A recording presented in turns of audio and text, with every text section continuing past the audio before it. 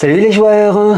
Le flambeau des profondeurs. C'est la dernière campagne pour l'appel de Cthulhu, celle qui est sortie récemment chez Edge. Et c'est une campagne Pulp Cthulhu, donc assez particulière étant donné qu'on sera dans les années 30 et que ça risque d'envoyer des mitraillettes, du zeppelin, des cascades en série, tout est possible. C'est du Pulp Cthulhu, un petit peu comme le ferait Indy. Bon, allez, c'est cette campagne que je vous propose de découvrir.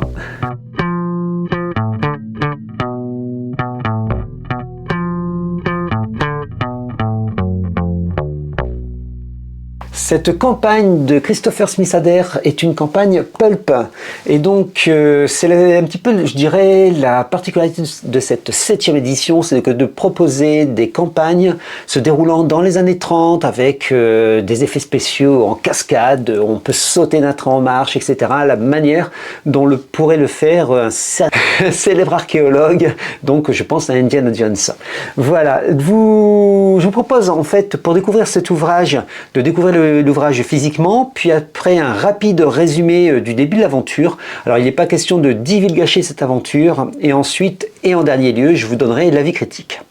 C'est d'abord physiquement, c'est un livre de 160 pages. Alors il est très classique, hein. Nous sommes dans les standards de cette 7e édition chez Edge, c'est-à-dire le minimum requis, c'est un intérieur entièrement en couleur, ça c'est sympa quand même, mais je dirais le minimum requis sur la couverture, pas de vernis sélectif, rien, pas de fourniture quelque part, c'est cartonné, ça fait le job et c'est génial.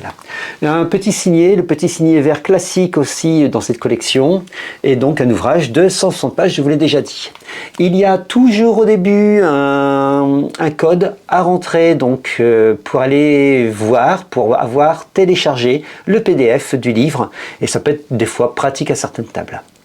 Au début, jusqu'à la page 17, c'est l'introduction. C'est une mise en situation et puis une rapide présentation historique qui est écrite, alors à mon sens, dans un style un peu confus, un peu lourd en tout cas, quoi qu'il en soit, et ça tranche quand même avec les dernières parutions. Ouais, j'aime pas forcément, il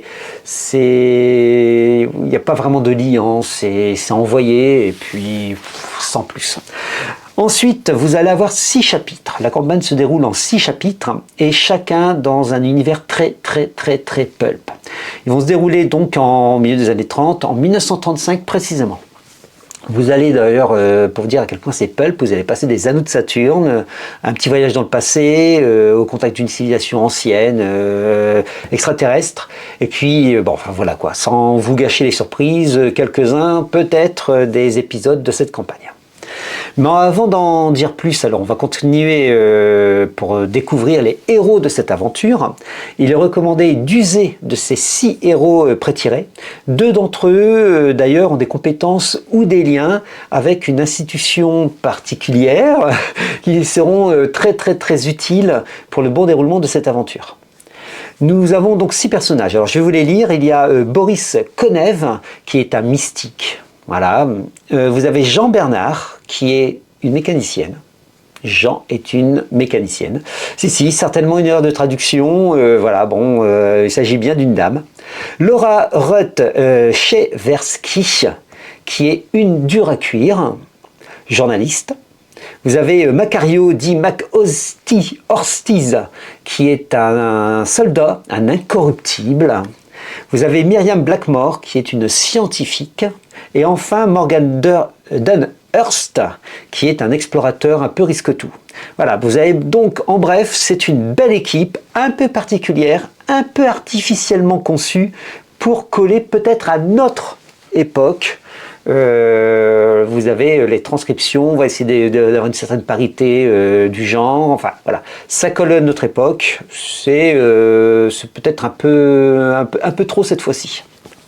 Partons maintenant à l'exploration des aides de jeu. Alors les explorations des aides de jeu, c'est à la fin de l'ouvrage, c'est-à-dire les plans, les extraits de lettres ou autres êtres de jeu remis à vos personnages.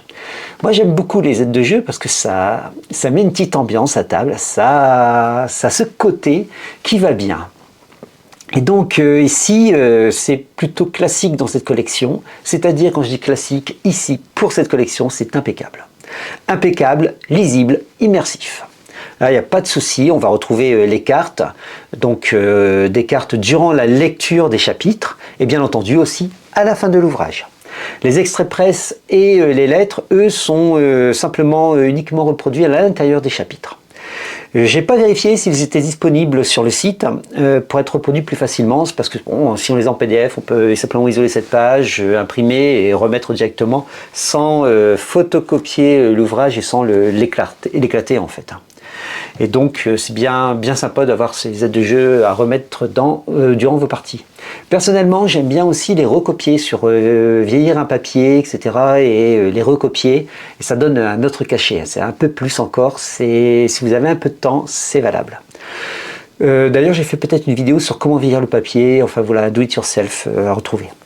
Le reste des annexes, en fait, il y a quelques titres d'ouvrages du mythe, avec un petit résumé, histoire de faire des jets de bibliothèque, et puis du temps d'étude de ces ouvrages. Puis ensuite, il y a des sortilèges, donc des sortilèges propres à cette aventure, il y en a 2, et les explications de compétences que l'on ne retrouve pas dans le livre Pulp. Et donc c'est Pulp Cthulhu. Et enfin, 2 pouvoirs psychiques nécessaires, absolument nécessaires à la réussite de la campagne.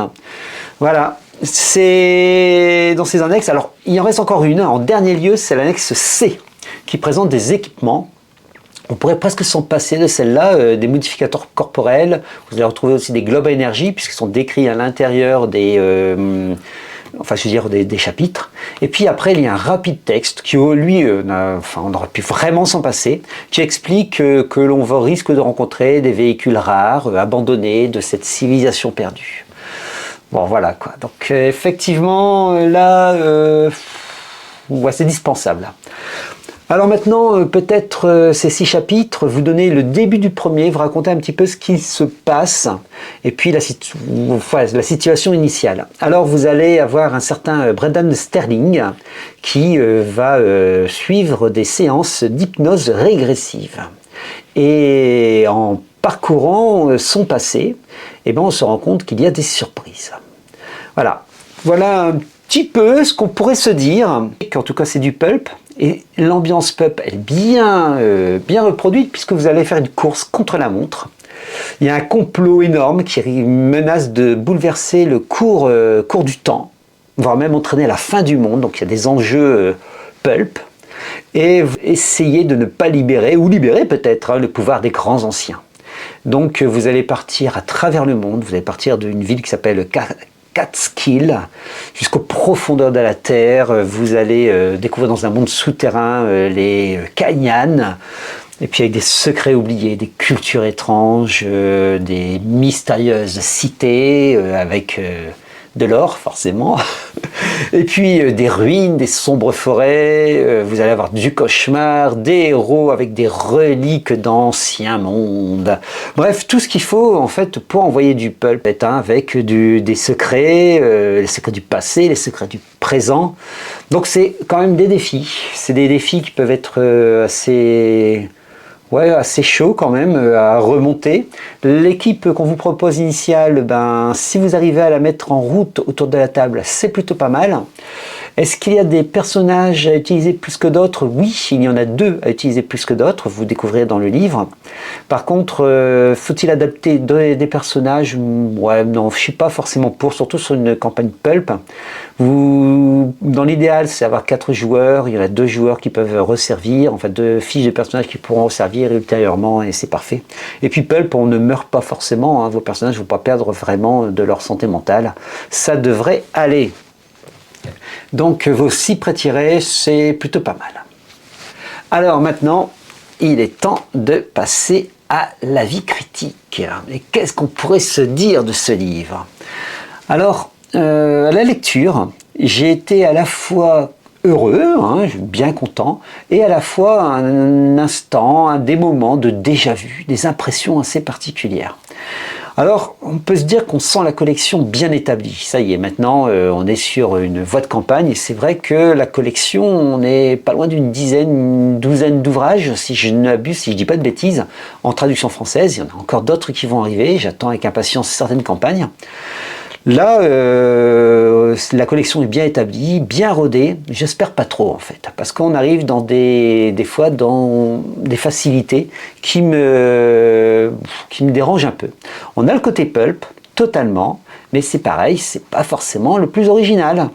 Et donc la campagne est très très agréable, mais j'ai peur qu'une fois l'effet waouh passé, eh bien elle retombe tout doucement dans l'oubli. Voilà, dubitatif. Donc du coup sur cette campagne, on est bien d'accord, un très bon ouvrage.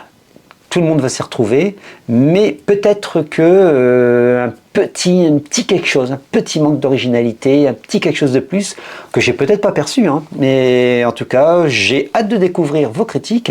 Dites-moi si vous aussi, peut-être, quand vous l'aurez joué, quand vous l'aurez peut-être lu, quand vous l'aurez peut-être joué, dites-moi ce que vous en pensez, si vous me rejoignez en fait sur cette critique. Donc n'hésitez pas en commentaire de mettre vos impressions, et puis on se retrouve bientôt pour d'autres aventures. Allez, salut les joueurs!